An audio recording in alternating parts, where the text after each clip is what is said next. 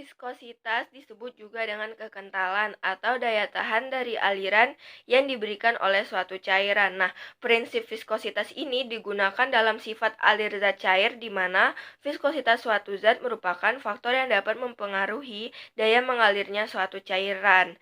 Nah, semakin kental suatu zat, maka kecepatan mengalirnya akan semakin rendah. Begitupun sebaliknya.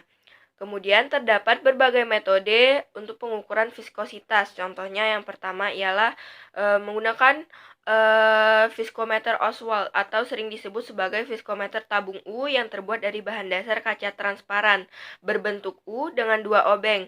Nah, dua obeng ini yang satu lebih tinggi dan satu lagi lebih rendah. Prinsipnya fluida akan mengalir dari botol yang lebih tinggi ke botol yang lebih rendah melalui kaca dan nilai viskositasnya diukur dengan perhitungan waktu yang dibutuhkan fluida untuk melewati tabung tersebut.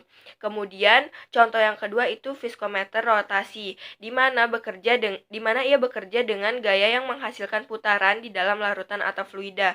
Jumlah daya yang diperlukan pada perputaran spindle menunjukkan nilai viskositasnya. Karena pada saat pengukuran atau pada saat penggunaan viskometer ini tidak membutuhkan gravitasi sehingga proses kerjanya bergantung pada tegangan internal. Kemudian yang ketiga, contoh yang ketiga itu dengan metode viskometer vibrasi di mana benda di dalam sampel akan terhalang karena getaran yang dihasilkan. Nah, besarnya getaran sangat berhubungan dengan kekentalan. Getaran yang dihasilkan dapat digunakan dengan pecahan peluru di detektornya. Kemudian gaya akan membuat peluru menjadi pecah dan menghasilkan pecahan yang berhubungan dengan densitas atau massa jenisnya.